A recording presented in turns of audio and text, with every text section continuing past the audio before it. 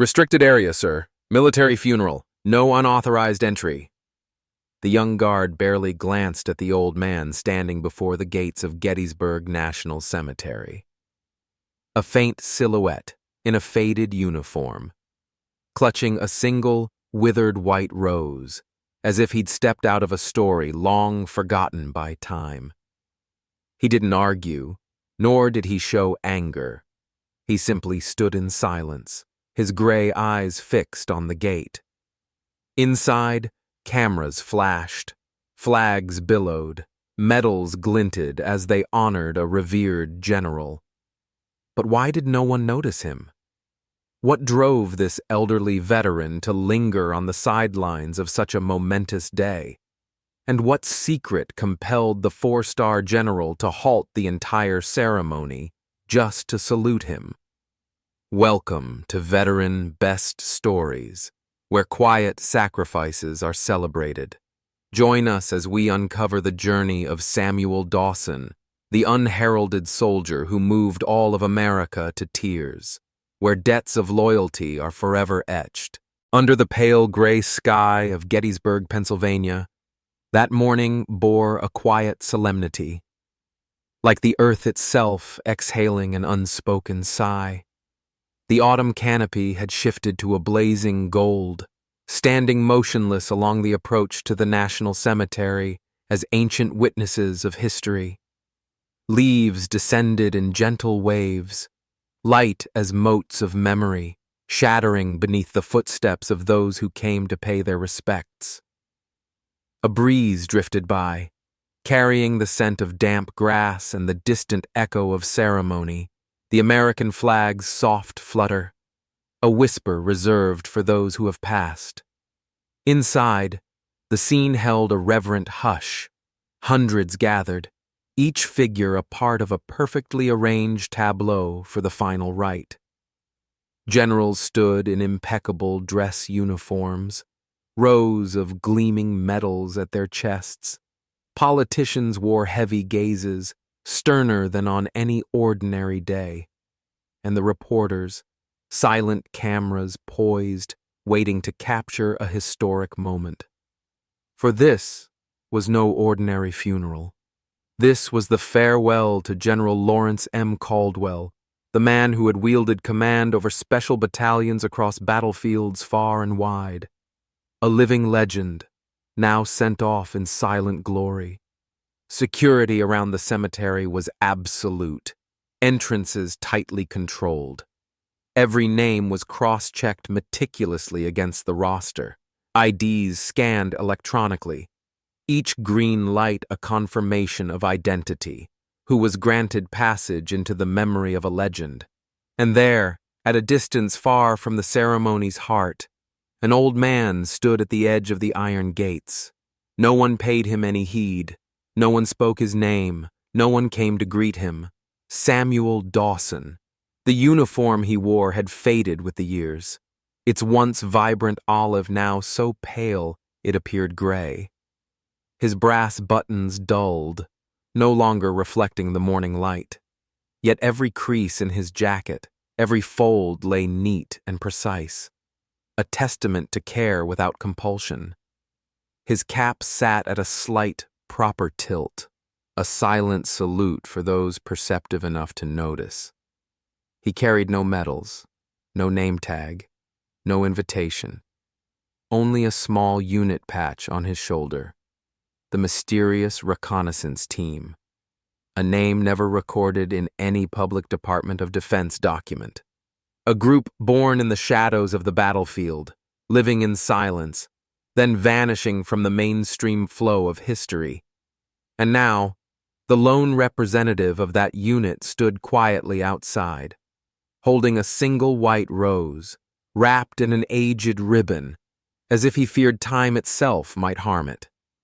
Without a private car or an escort, he had journeyed from a small town in Iowa, 6 hours by bus, without a single complaint. A stop in Pittsburgh, a transfer, then the final leg to Gettysburg. Finally, nearly a mile on foot from the station to the cemetery gates, legs no longer spry, but unwavering. He asked no one for directions, sought no help, made no phone calls in advance. For him, no one needed to know he was coming, only that he arrived.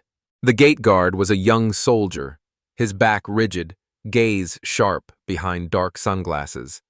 He did not recognize Samuel, nor the special insignia on the old man's shoulder, because some units have never existed on paper. And he did not notice the white rose. No one had taught him to pay attention to that. Samuel spoke little. He did not beg. He only gave a slight nod when refused, then quietly stepped aside, next to the stone wall by the entrance. He did not expect a welcome. He did not demand recognition. He only wanted to arrive at the right place, at the right time. Meanwhile, inside the cemetery, the ceremony began to shift. The measured steps of the honor guard, the faint echo of martial music. 4-star generals ascended the marble steps. The flag-draped coffin was folded by gloved hands, each crease like a chapter of the departed's life.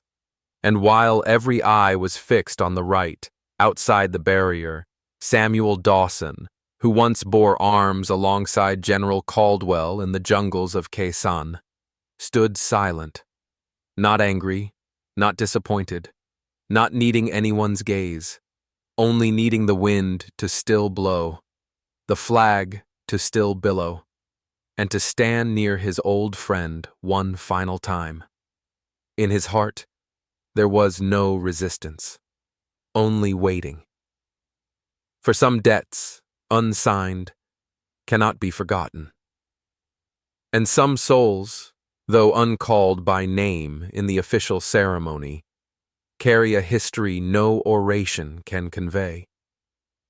The wind continued to whisper. Leaves drifted onto his shoulders, and he did not brush them away. The sunlight was neither warm nor cold. He remained, a silent sentinel beside a brilliant ceremony. The white rose in his hand trembled in the breeze, yet he held it firmly, and from where he stood, no one heard.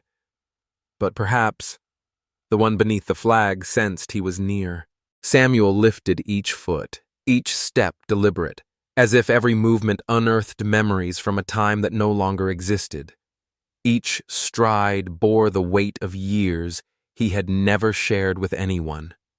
Years he had lived in quiet companionship with his past, bound by vows witnessed by no one. His worn boots met the cold stone with a dry click, unnoticed by all. No one halted him until a young sergeant approached, his gaze cautious, voice edged with the tone of training. "Excuse me, sir, this area is restricted for a private funeral. Do you have authorization?" Samuel did not hurry to reply. His eyes narrowed slightly, silver lashes trembling. Those gray eyes, clouded by time yet sharp with purpose, found the soldiers, as if to say more than words could convey. At last he nodded gently, his voice a mist over an autumn field. "No," he whispered. "I have come only to pay my respects." The young soldier scanned the roster swiftly, his fingertip tracing each name, hoping to find some justification for the man before him. "Are you family?" he asked, his tone formal, automatic. Samuel shook his head, slow and resolute, as though refusing pity. "I served with him, long ago." The words were few but heavy. No papers, no credentials, no medals, only an unspoken truth beyond any ID or service number. The sergeant's eyes fell upon Samuel's aged hands, leathery from time, cradling a single white rose, wilting within its faded ribbon, his uniform's hue so washed out it resembled smoke. There was no sign of rank or decoration, just the silhouette of a man who had stepped away from every ceremony, yet held every reason to return. "I'm sorry, sir. Without proper documentation, I cannot admit you." His voice was not unkind, but final, each syllable a silent blade. Samuel said nothing further. He did not plead, nor argue. He only inclined his head, the nod of one accustomed to being forgotten, and stepped aside, resting against the gray stone wall where his long shadow stretched in the hush of the autumn morning. A stronger breeze swirled, tugging at his sleeve, stirring the pale petals of the white rose as it began to fade. He remained unmoved, a solitary monument beyond any grand design, nameless, unremembered by decree, yet steadfast and still. Inside the cemetery, the ceremony had begun. The mournful call of the bagpipes echoed across the vast expanse, deep and solemn, like a song reserved for souls who once silently defended freedom. The flag-draped coffin was folded, each crease precise as time itself, wrapping the life of a general in all the glory a nation could bestow. Medals glittered in the soft light, their shine reflected on the solemn faces, filled with reverence. Everything proceeded with flawless protocol, not a single detail awry. But out there, beside the barbed wire fence, one man stood as motionless as a shadow. No one stole a glance. No one was the wiser. He stood there, not because he'd been invited, not because he'd been named, only because of an old promise, a promise between those who never knew if they'd survive the night. Samuel bore no ill will. He did not resent the young guard for following orders, nor the guest list for omitting his name. For long ago, he had come to understand that men like him, those with no records, no photographs commemorating their victories, lived on only in the memories of a few. And when those memories died, their existence quietly vanished as well. Yet what Samuel did not know was that a pair of eyes was watching him, an eye peering through the fence, beyond the ranks and the hierarchy, an eye that recognized that silhouette, not for the uniform, but for the presence of something familiar. Someone was remembering. Someone had once heard his name, not in the newspapers, not in the history books, but around a campfire, where a 4-star general once bowed his head and said, "I owe my life to a man this world has never named." And so, amid the military's most solemn setting, where every ceremony follows a template and a roster, Samuel's silence became the loudest voice. The whisper of a past returned. He did not need to be welcomed. He did not need to stand center stage. He came solely to keep his word. And that alone made him worthy of remembrance. Benjamin Holt stood near the black iron fence, his gaze sweeping the solemn scene before him, where the American flag quietly draped the coffin of pale stone. The air was heavy, wind whispering across the flag, boots clicking against the stone surface, hushed murmurs from the front rows. Everything moved to the rhythm of a military ritual, dignified, precise, and cold.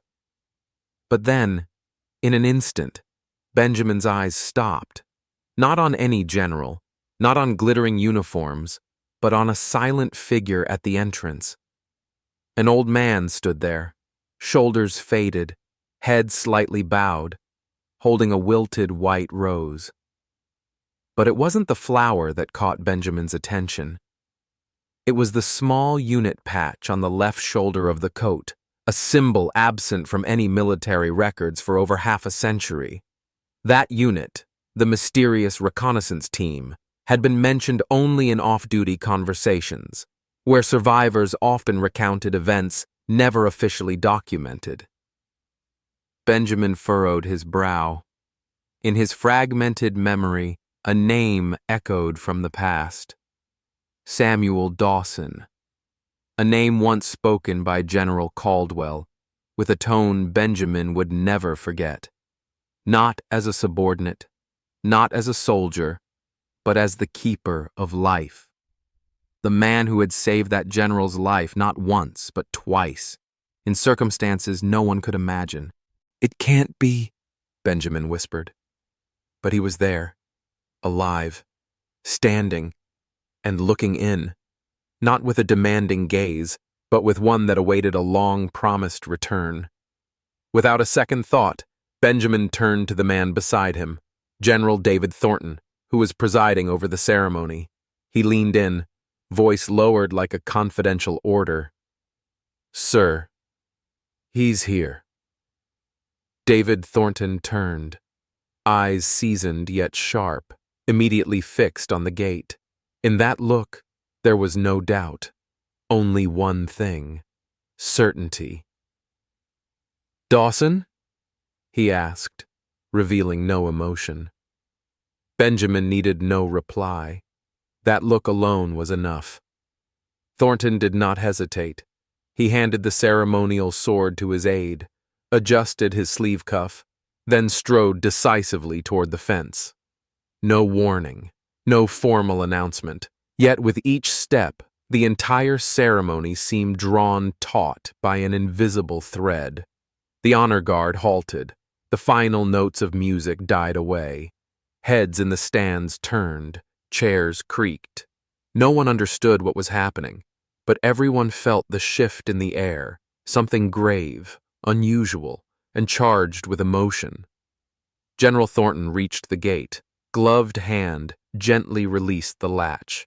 The iron door swung open, silent, yet weighted like a declaration.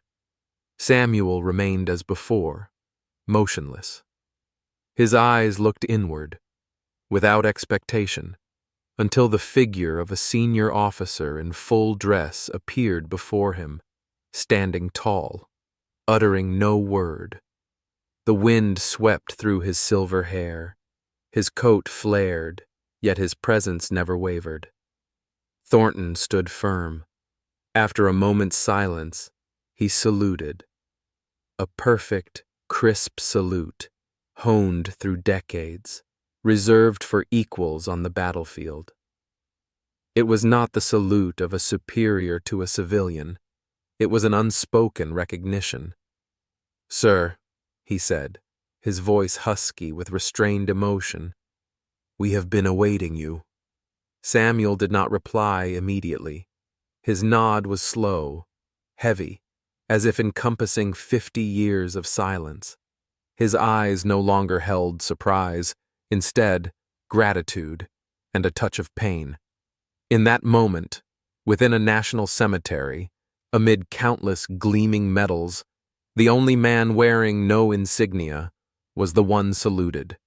The two men stood there, a serving general and a soldier who had retreated into the stillness of time, and neither spoke. But the crowd understood, not with reason, but instinct. A small movement from Thornton conveyed the message. This man was not late. He arrived exactly when and where he was meant to. From behind, an aide approached, carrying a polished wooden box, in which General Caldwell's ashes were placed with care. Thornton needed no words. He simply took the box and handed it to Samuel, in the sight of hundreds, without explanation. Samuel's hand trembled as he received the box. His eyes dropped, as if he saw not only ashes, but a part of himself within. The years on the battlefield, sleepless nights, vows made under flares, all returned in a single touch. No sound rose, no drums, no music, no chants. Yet everyone knew. This was no addendum to protocol. This was a fragment of history, all but forgotten. Samuel stood there, the white rose in his left hand, the ash box in his right, and in that silence, he began to step through the newly opened gate. No one blocked his way, no one guided him. Yet the world seemed to slow, making room for his passage. Samuel stood there, his hand trembling slightly, his gaze fixed on the polished wooden box that Benjamin had just delivered. Midday sunlight filtered through the tree canopy, casting quiet beams across the box's surface, like a whispered invitation echoing from the past. General Thornton lifted the lid. Inside lay a simple ivory-white porcelain urn, unadorned by ornate engravings, yet bearing an immeasurable weight. It contained all that remained of General Lawrence M. Caldwell, the man who had once led thousands, now reduced to a handful of ashes, resting in the hands of the one who had twice pulled him back from death's door. Samuel blinked. No tear fell, yet his cheek twitched once, then tightened again. Not from sorrow, but from an emotion too overwhelming to shape. He was unaccustomed to standing beneath so many eyes, unpracticed in becoming the center of a grand ceremony. His lips fluttered as if to refuse, to step back. "You needn't do this," he whispered, striving for a steady tone. But Thornton advanced a step, interrupting with a gaze heavy with purpose. "With all due respect, Mr. Dawson, I must," he replied, his voice dropping as though each word carried the weight of military discipline and gratitude. "Not for honor's sake, but for a promise." Samuel looked at the box. His hands, calloused by firearms and time, now shook, as if touching something sacred. He did not immediately reach for it. Instead, his eyes lingered. Light danced on the porcelain glaze, and in those silvered eyes, he perhaps saw more than a friend's remains. He saw days long past, the central Vietnamese jungles, nights lying flat under flares, words never spoken. "I thought they had forgotten," he murmured, the phrase slipping out like a breath, not in accusation, but as a matter long held in his heart. Thornton paused for a heartbeat, then shook his head, decisively, though his emotion showed. His eyes reddened, his voice cracked slightly as he said, "We never forget." That was no polite reply, no ceremonial declaration. It was a vow. And that vow belonged not only to Thornton, but to all present. In the distance, within the hushed circle of the cemetery, a slow wave swept through. Old soldiers, silver-haired, sun-weathered, bodies worn by time but eyes as sharp as when gripping rifles, rose one by one. No signal given, no order issued. Yet they stood, each in turn, some leaning on canes, some gently bracing against adjacent chairs, some simply forcing themselves up, shoulders no longer able to hold straight. Each face bore the marks of time, yet also carried memories no record could preserve. These were the survivors of the mysterious reconnaissance team, a unit absent from official history, yet once leaving footprints across countless battlefields. They wore no medals. They had no honor rolls bearing their names. And yet they remained, and today they rose to salute one of their own, not out of obligation, but out of loyalty, unbroken by time.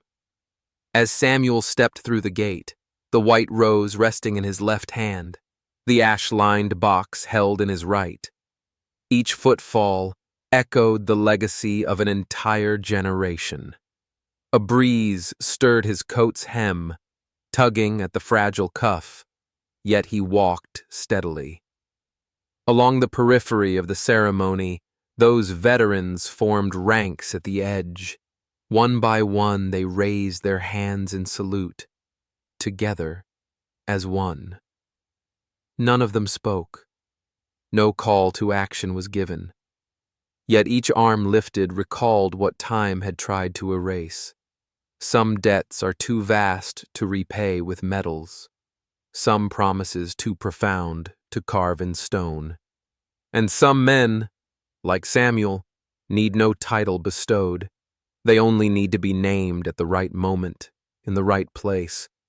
Thornton neither led the way nor fell behind. He walked beside him, tall and dignified, yet his gaze shifted toward the man carrying a legend's ashes, and in that look was a reverence Thornton had never shown any under his command. Samuel did not glance around. He looked straight ahead.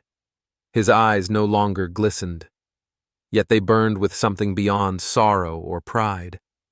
Perhaps he remembered carrying Caldwell over barbed wire through crackling gunfire. Perhaps he thought of a letter never sent, or simply lived again a moment he believed would never come. No hands clapped, no cameras clicked, but no one looked away. For they knew what was unfolding was more than funeral rites. It was a silent, immortal moment in history. And at its center stood an old man, at last permitted to cross the threshold he had never imagined he'd walk again. As Samuel stepped through the cemetery gate, rows of silent benches stretched before him, but in his mind's eye, the scene was entirely different.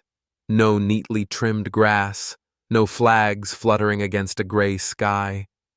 His memory carried him back to a night shrouded in gun smoke and fire, a corner of the Vietnamese jungle in 1968, where the earth was damp and cold, the sky as black as ink, and life hung by a thread. He was 29 then, Staff Sergeant Samuel Dawson. Each footprint left no trace, every breath measured. Nights without moonlight, where flares were the only judge of life or death. That night, the base was besieged. Artillery slammed down without pause, as if tearing the ground apart. With each thunderous explosion, the communications bunker shook. Red dust spattered into blood, into eyes, into memory. A shout crackled over the radio, at first like ripped wind, then clear. "Caldwell is hit! Outside the wire!" No questions asked, no reinforcements summoned. Samuel waited for no orders. He was never one to linger, especially when a comrade lay between life and death. He slipped 2 flares into his jacket pocket, clipped his old Colt to his belt, then plunged into the black night. No salute, no promise to return. Each step sent his heart pounding as if a gun had gone off beside his ear. His instincts led him by fragments of sound, by the scent of gunpowder, by faint groans echoing from the earth. Near the fence, he saw a collapsed wooden shack, smoldering in embers. Nearby, 2 soldiers held their ground, one lying prone, blood seeping from his leg, the other firing back at shadows weaving between the trees. Caldwell lay motionless, and the young officer beside him was none other than Lieutenant David Thornton, fresh-faced, hands shaking as he squeezed the trigger. Samuel did not ask questions. He did not need to know what had happened. He exhaled softly, eyed the pair, then slipped a thin trail of camouflaged tobacco smoke from his hidden cigarette. "You're off course," he murmured. Crouching low, he flung a flare into the sky. A vivid green flare arced upward, illuminating the canopy, freezing the enemy for a heartbeat, just long enough for Samuel to act. He grabbed Caldwell's collar, hauled him upright, cradling the wounded general with one arm, wrapping Thornton's weapon sling around the young officer's shoulder with the other, binding them together. No support fire, no safe corridor, only one path, straight to the barbed wire fence. And Samuel chose to run. Each stride skirted death's edge. Bullets whistled past his head. Each impact was a fresh cut on his skin, a scorching pain in his left shoulder, where blood began to seep from a wound he'd barely noticed. They made it through. When they reached the rendezvous point, Thornton collapsed onto the ground, coughing violently. Caldwell was carried immediately into the field medical tent. As for Samuel, after binding the tear in his shoulder with a strip torn from his own shirt, he simply sat down on the earth, gazing up at the hazy sky. He did not wait for thanks. He did not rise when the senior officers arrived. When someone suggested awarding him a medal, he refused outright. "I did what had to be done," he said, and no more. After the war, Samuel did not return to the ranks. No one knew where he was. His name did not appear on promotion lists. He never showed up in television interviews or combat reports. He vanished, as though all those years with a rifle were but a brief episode in a life far too long to memorialize every deed. Yet in the worn coat he donned every chilly autumn, one object never left his left breast: a handwritten letter, penned in firm but trembling script. It was from Lawrence Caldwell. No seal, no address, no ceremony. Just a yellowed scrap of paper. "Someday, I will find you, and when that time comes, everyone will know your name." Samuel never replied. He never read the letter a second time, yet he kept it, not for its promise, but for the memory of its author. Being remembered by someone does not shine like glory. It whispers more quietly. It warms more deeply, and sometimes that is enough. As he walked slowly past the rows of benches within the cemetery, each step seemed to stir another layer of dust over his recollection. The white rose in his hand no longer gleamed pure. Its petals had begun to wither, yet he held it still, as though each petal marked a stretch of time gone by. As though in his hands lay not only the ashes of a friend, but a fragment of a life that history had left behind.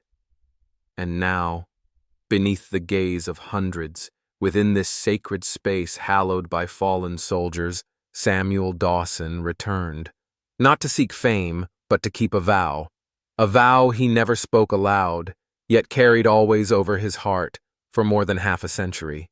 The ceremony continued, but it no longer revolved around solemn protocols or the stately brass fanfare playing behind.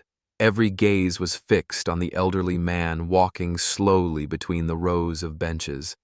Each of his footsteps made no sound, yet seemed to stir everything around. No more camera shutters clicking, no whispers from reporters or guests. No one urged him onward, no one stepped forward to guide him, but each person, each pair of eyes, followed him with a silent reverence. Samuel stopped before the marble plinth draped in the folded flag. He said nothing. His calloused hand gently placed the ivory porcelain urn upon the flag, neither gripping too tightly nor trembling too much, just enough, as if he were returning a portion of memory he had safeguarded for over half a lifetime. In that moment, the entire courtyard fell silent as if holding its breath. The flag hung still, no leaves drifted down, no one stirred, and if any movement occurred, it was only the quiet fall of a few tears upon the stone, without a sound. General Thornton stepped onto the dais, not with the rigid posture of a commanding officer, but like an old soldier walking alongside a brother. He did not read from a script. He spoke without ceremony, simply lifting the microphone, looking toward Samuel, who still stood motionless, then spoke in a voice hoarse with restrained emotion. "If not for Samuel Dawson, Lawrence Caldwell would not have survived his 20th year. And I would not have survived my first command. Every victory since, every life saved, bears his imprint." The words were few, but they fell into the silent air like a bell tolling without end. Those present began to rise, one by one, without orders, without encouragement, simply because they knew that this moment demanded an act of remembrance. They stood at attention, then raised their hands in salute. Some placed a hand over their heart, some wiped their eyes. Yet no one spoke. Beside Samuel, an aide approached, handing him a worn envelope, its corners frayed, the paper yellowed, the handwriting blurred by time. Samuel accepted it, his hand trembling slightly.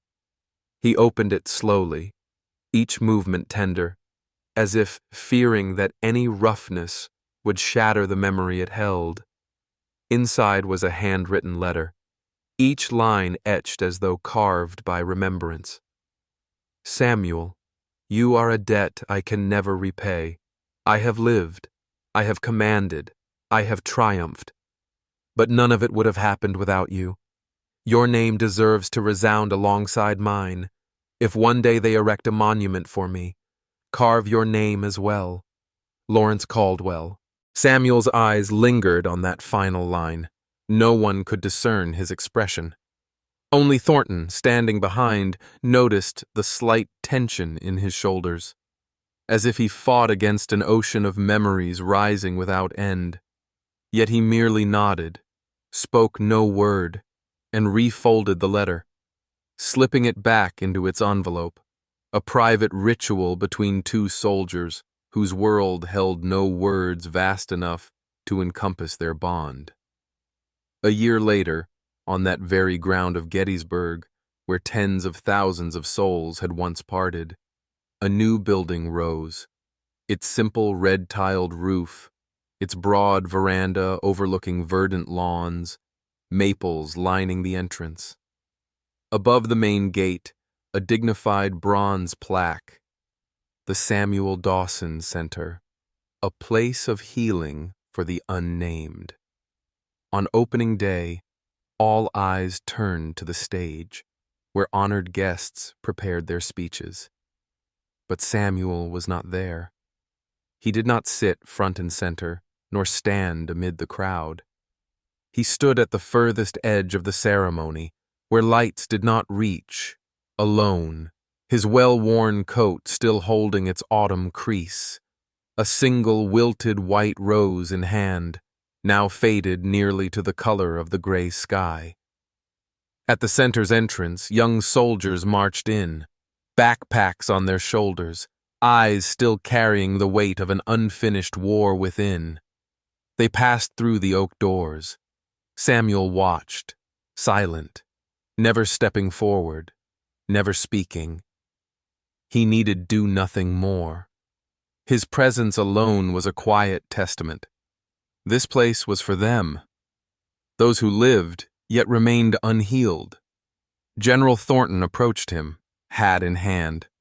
No longer a general, but simply another old soldier in the crisp morning air. They stood side by side for a long moment. No words exchanged, together watching the figures disappear beyond the open doors. "That is your thank you," Thornton said softly, eyes never leaving the line of soldiers. "Carved in stone." Samuel did not reply. He only nodded, his gaze following them until no one remained. When the crowd began to disperse, when speeches gave way to laughter and handshakes, Samuel turned away. No wave, no bow, no farewell. He simply walked, each step deliberate, the soles of his worn boots whispering against the ground. But this time, the world was different.